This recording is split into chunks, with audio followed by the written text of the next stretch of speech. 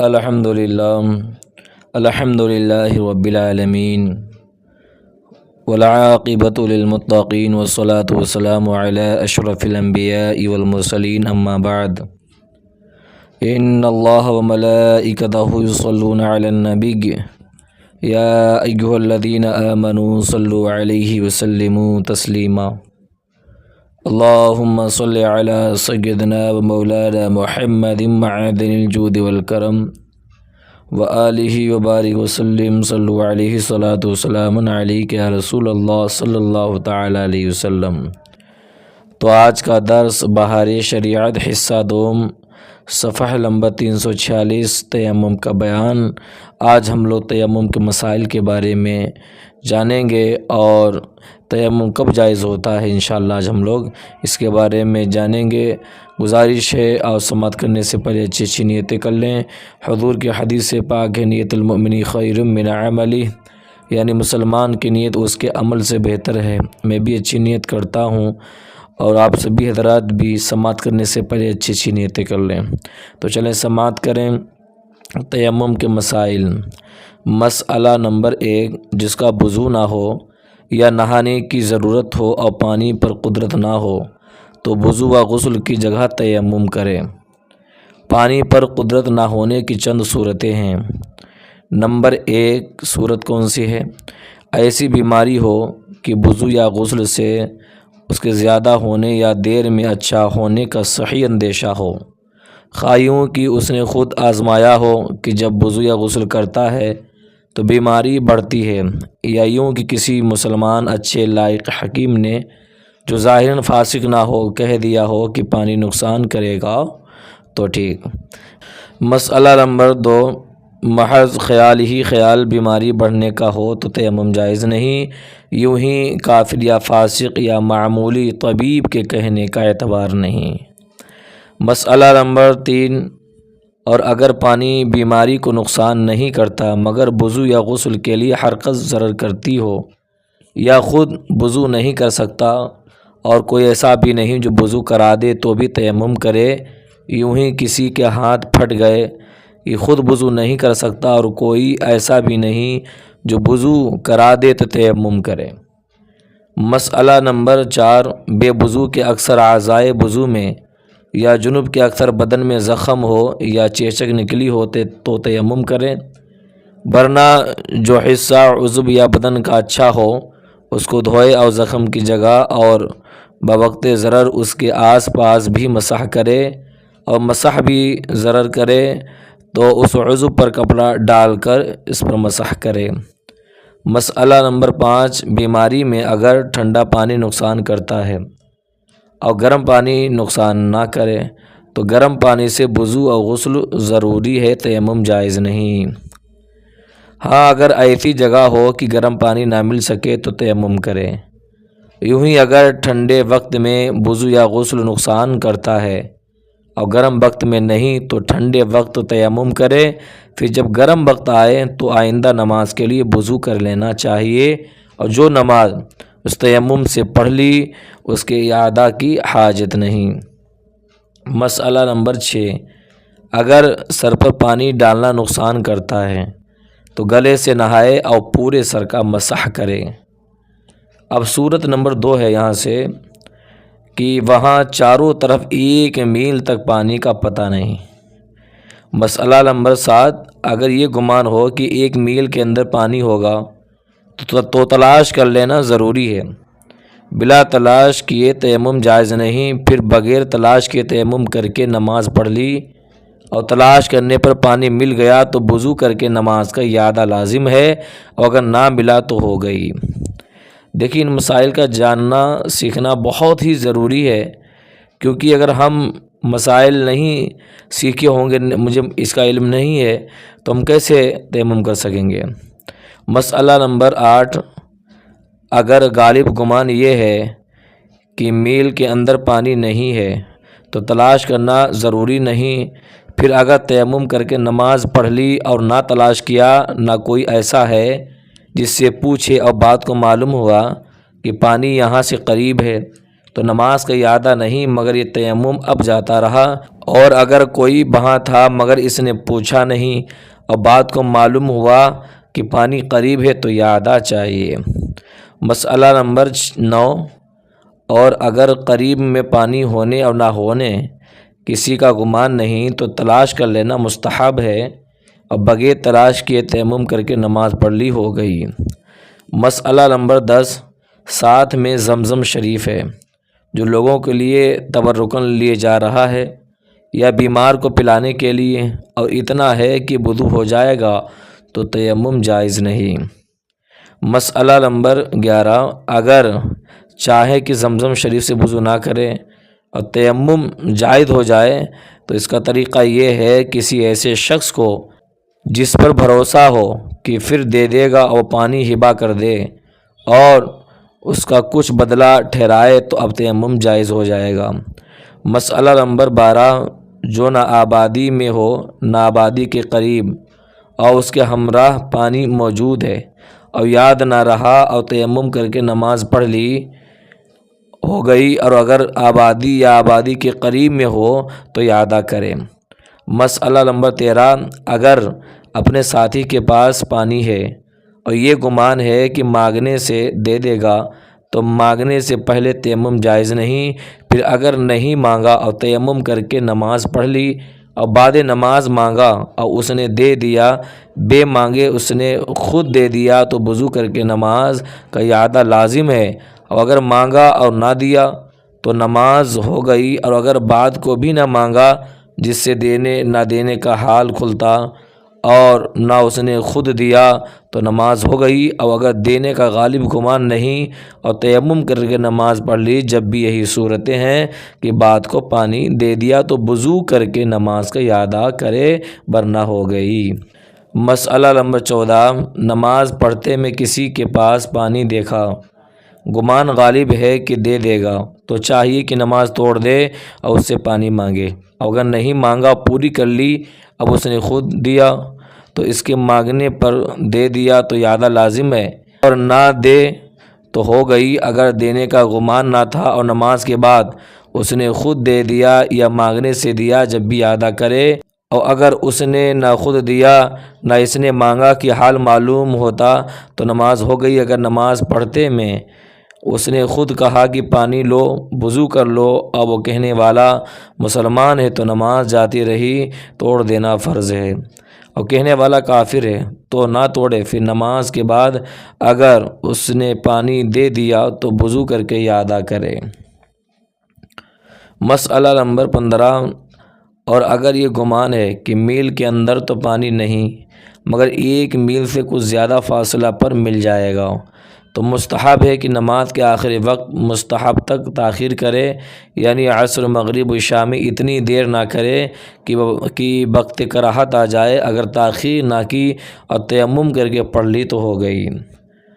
اب یہاں پر صورت تیسری بیان کر رہے ہیں کہ اتنی سردی ہو کہ نہانے سے مر جانے یا بیماری ہونے کا قوی اندیشہ ہو، لحاف وغیرہ کوئی ایسی چیز اس کے پاس نہیں جسے نہانے کے بعد اوڑھے اور سردی کے ضرر سے بچے، نہ آگ ہے جسے تاپ سکے تو تیمم جائز ہے۔ یہ تیسری صورت ہے۔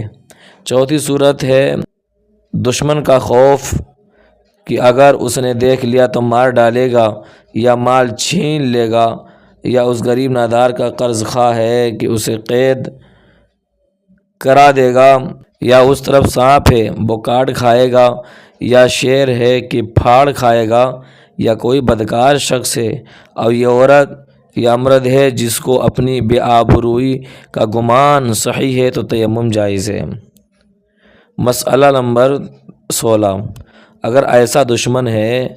کہ ویسے اس سے کچھ نہ بولے گا مگر کہتا ہے کہ وضو کے لیے پانی لوگے تو مار ڈالوں گا یا قید کرا دوں گا، تو اس صورت میں حکم یہ ہے کہ تیمم کر کے نماز پڑھ لے، پھر جب موقع ملے تو وضو کر کے اعادہ کر لے۔ مسئلہ نمبر 17، قیدی کو قید خانے والے وضو نہ کرنے دیں تو تیمم کر کے پڑھ لے اور اعادہ کرے، اور اگر وہ دشمن یا قید خانہ والے نماز بھی نہ پڑھنے دیں تو اشارہ سے پڑھے پھر اعادہ کرے۔ اب پانچویں صورت ہے کہ جنگل میں ڈول رسی نہیں کہ پانی بھرے تو تیمم جائز ہے۔ مسئلہ نمبر 18، اگر ہمراہی کے پاس یعنی ساتھیوں کے پاس ڈول رسی ہے،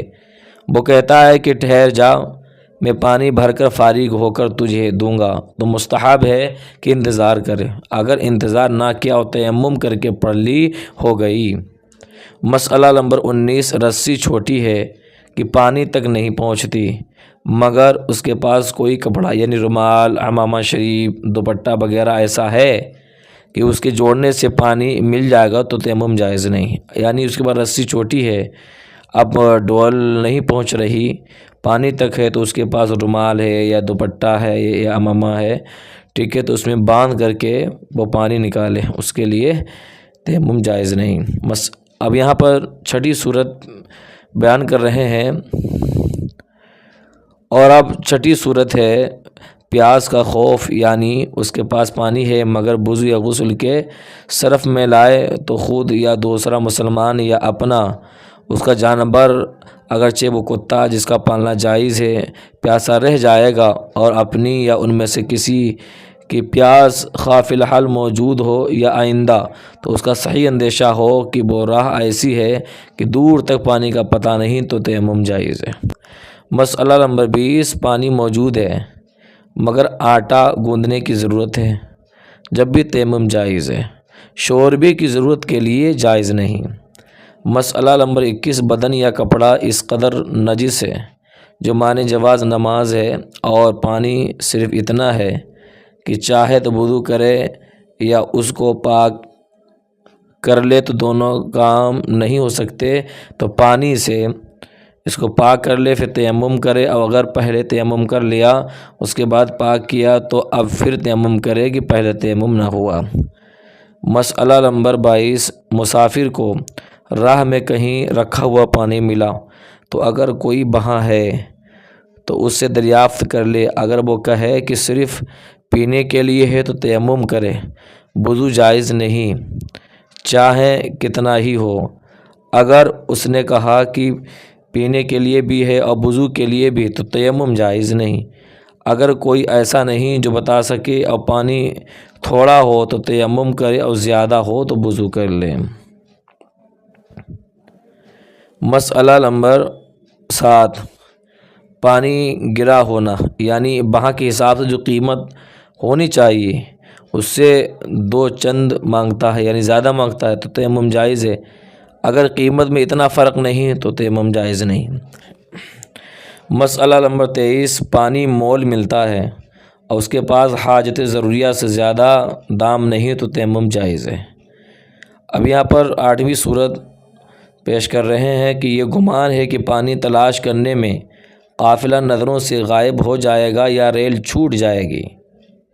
یہ گمان کہ پانی تلاش کرنے میں قافلہ نظروں سے غائب ہو جائے گا یا ریل چھوٹ جائے گی، ٹھیک ہے، تب تیمم جائز ہے۔ اور اس میں نبی صورت بیان فرما رہے ہیں کہ یہ گمان ہے، یہ گمان کہ وضو یا غسل کرنے میں عیدین کی نماز جاتی رہے گی، خواہ یوں کہ امام پڑھ کر فارغ ہو جائے گا یا زوال کا وقت آ جائے گا، دونوں صورتوں میں تیمم جائز ہے۔ مسئلہ نمبر 24، وضو کر کے عیدین کی نماز پڑھ رہا تھا، اثنائے نماز میں بے وضو ہو گیا، اب وضو کرے گا تو وقت جاتا رہے گا یا جماعت ہو چکے گی تو تیمم کر کے نماز پڑھ لے۔ مسئلہ نمبر 25، گہن کی نماز کے لیے بھی تیمم جائز ہے جبکہ وضو کرنے میں گہن کھل جانے یا جماعت ہو جانے کا اندیشہ ہو۔ مسئلہ نمبر 26، وضو میں مشغول ہوگا تو ظہر یا مغرب یا عشاء یا جمعہ کی پچھلی سنتوں کا یا نماز چاش کا وقت جاتا رہے گا تو تیمم کر کے پڑھ لے۔ اب یہاں پر 10ویں صورت پیش کر رہے ہیں کہ غیر ولی کو نماز جنازہ فوت ہو جانے کا خوف ہو تو تیمم جائز ہے، اور ولی کو نہیں کہ اس کا لوگ انتظار کریں گے اور لوگ بے اس کی اجازت کے پڑھ بھی لیں تو یہ دوبارہ پڑھ سکتا ہے۔ اس سے آپ یوں سمجھیں کہ جو ولی ہوتا ہے، ولی کی اجازت کے بغیر بھی اگر کسی نے نماز جنازہ پڑھ لی ہے تو اب جو ولی ہے اگر اس نے نہیں پڑھی تھی، اب اگر یہ چاہے تو دوبارہ پڑھ سکتا ہے۔ مسئلہ نمبر 27، ولی نے جس کو نماز پڑھانے کی اجازت دی ہو اسے تیمم جائز نہیں، اور ولی کو اس صورت میں اگر نماز فوت ہو جانے کا خوف ہو تو تیمم جائز ہے۔ یوں ہی اگر دوسرا ولی اس سے بڑھ کر موجود ہے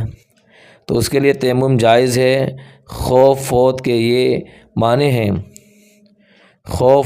یہ معنی ہے کہ چاروں تکبیریں جاتی رہنے کا اندیشہ ہو۔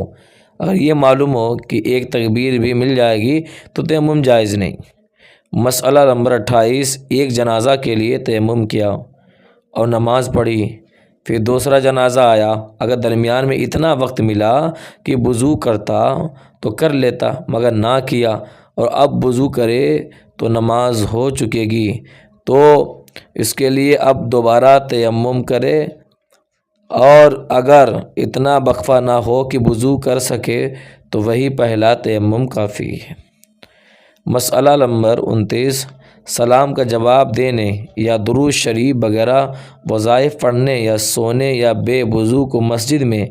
جانے یا زبانی قرآن پڑھنے کے لیے تیمم جائز ہے، اگرچہ پانی پر قدرت ہو۔ آپ کیا سمجھے کہ سلام کا جواب